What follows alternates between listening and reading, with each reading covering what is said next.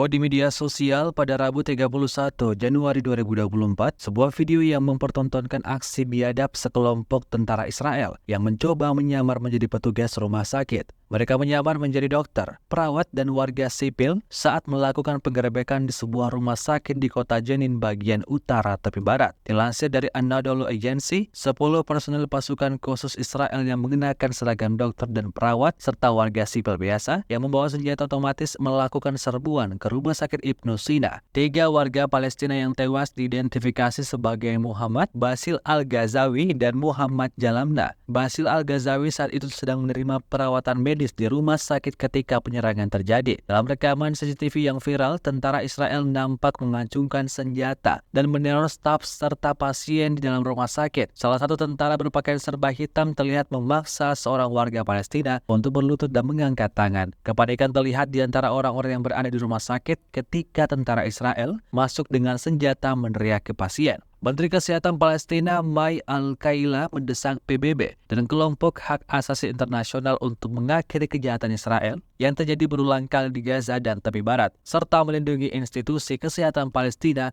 dari serangan. Menurut Kementerian Kesehatan Palestina, lebih dari 380 warga Palestina telah dibunuh oleh pasukan Israel di tepi barat sejak 7 Oktober dan lebih dari 4.000 lainnya terluka. Insiden ini juga membuat warganet semakin geram dan segera meminta PBB untuk bersikap tegas.